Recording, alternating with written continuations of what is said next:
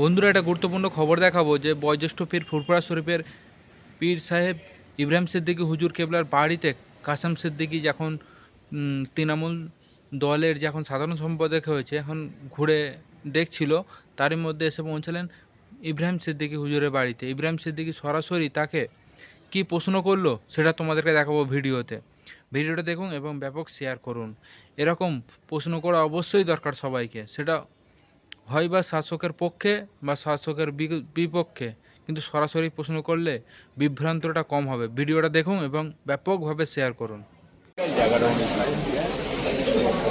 আমার এখানে প্রাইভেট থেকে 20,000 পাই না, সেই জায়গায় পেয়েছি অল্প না দিলেন, ধরো 15,000 ইউজ কম, সেই জায়গায় ঠিকই হবে।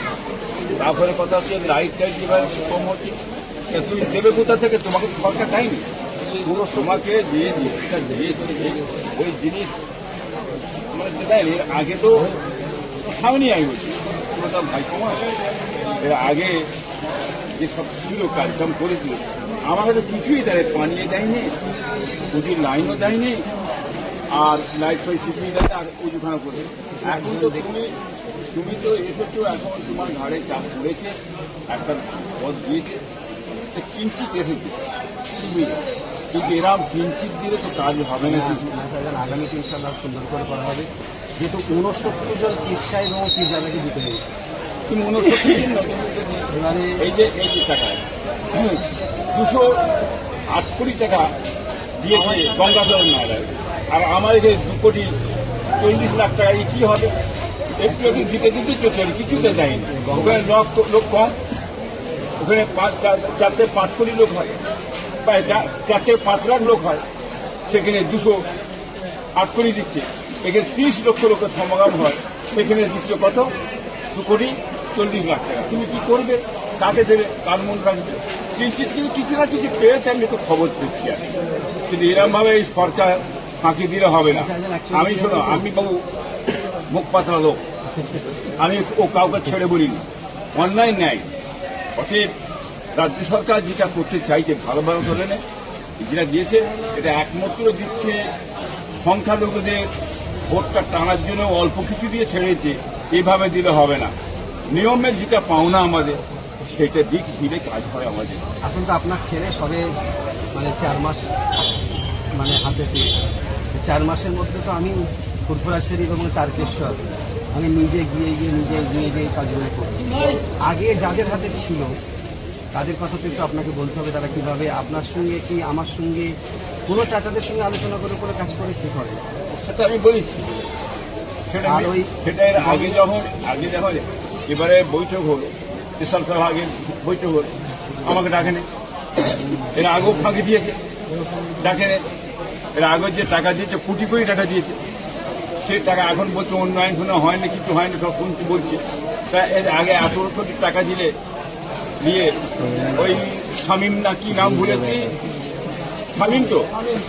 শামীমকে দিয়ে কাজ কাম কি করে পাইনি। এবারে কিন্তু আমি পেয়েছি, ন্যায় কথা বলেছি। আগামীতে ইনশাল্লাহ আমি পুরো সাজিয়ে দেবো। হ্যাঁ, পুরো সাজিয়ে দেবো। আমি তো আজকে রেসাক ভাইকে বললাম যে আমি একটা এসি লাগিয়ে দেবো আমার নিজের দাদাপীরের। সাবমার্সেল পড়াই হয়েছে, সাবমার্সেলা প্রত্যেক বছরে 25টা দেয়, কি তার 20টা দেয়। এবার আমি বলেছিলাম 50টা সাবমার্সেলা দেবার, পাম্প দেবার জন্য। এবারে যে পাম্পগুলো দেওয়া হয়েছে, এবার এক একটা চাচা যান, এক একটা ভাই বলছে আমার বোনাইকে একটা দাও, আমার অমুক ভাইকে একটা দাও, আমার 4টে ছেলে ঘরের পাশে লাগিয়ে দাও। যেভাবে সব বলেছেন ঠিক আমি সেইভাবে বসে দিই। আমি যখন এসাক ভাইকে জিজ্ঞাসা করলাম, এসাক ভাই আমি কি একটা পাম্প তোমার ওখানে লাগিয়ে দেবো? এসাক ভাই বললে ভাইজান না, আমার এখানে 3টে পাম্প অলরেডি লাগানো আছে, আমি করে নিয়েছি। এবং আমি প্রত্যেকটা দরবারে গিয়ে আমি নিজে লোক পাঠিয়ে পানি পৌঁছেছি। যেটা পানি যেভাবে আগে যারা ছিল আমাদের, যারা বড় এখন কথা বলছে, তারা তো সব হাফিস করতো, সরকার দিয়েছে তারা হাফিস করতো। আমি নিজে দাঁড়িয়ে থেকে সবকিছু দিই। গঙ্গাসাগরে যে টাকাটা আসে, আপনি বলেন 200 কত টাকা, আমি জানি না। কেন্দ্রীয় সরকার কিন্তু টোটাল ওই টাকাটা দিয়ে কাজটা করে, আর রাজ্য সরকার কিন্তু ফুরফুরা শরীফ তারকেশ্বর এই জায়গাটা একটু ধ্যান দেয় এবং খ্রিস্টানদের যেসব অনুষ্ঠানগুলো হয়, পাঞ্জাবিদের যেসব অনুষ্ঠানগুলো হয়, এটা কোনো কেন্দ্রীয় সরকার দেয় না, এটা রাজ্য সরকার দেয়। ঠিক আছে, রাজ্য সরকার দিলেও তুমি যেটা বলছো, রাজ্য এবছরে সরকার দিলেও আমি আমার নেবার এখানে পরে আমার এখানে যে লোকটা হয় সেই লোকটা তো দেখে আমি দিতে হবে। এবছরে আমি সবকিছু দেখলাম, যদি আমার হাতে কোনো জিনিস ছিল না, এই বছর আমি তো হাতে নিয়েছি, আমি দেখলাম কার কোনটা পাওনা আছে, কাকে কি দিতে হবে, কার দরবার সাজাতে হবে, কাকে কি কথা, তার কথা শুনতে হবে। ইনশাআল্লাহ আমি ব্যাপারটা নিজে ঘুরে দেখছি, আগামীতে আল্লাহ রহমতে তুমি এই হিসাবে তোমার উপর, তুমি তো বাইরের লোক না, কোন চাচার কি লাগবে না লাগবে, কোন চাচার কত লোক খায়, কি বুঝলে, এবং কি চাপ আছে, সেই দিকে দেখে তোমাকে তাকিয়ে কাজটা করতে হবে। কিন্তু এর আগে যারা করেছে তারা তো তোমার চাচা থেকে বা তোমার ভাই থেকে ডিভাইড করে গেছে, ভাগ করে গেছে, ভাগ, হ্যাঁ, ওদের কাছ দেওনি এদের কাছ দেওয়া, হাফের বেশি তো ভাগ করেছে, যাইনি।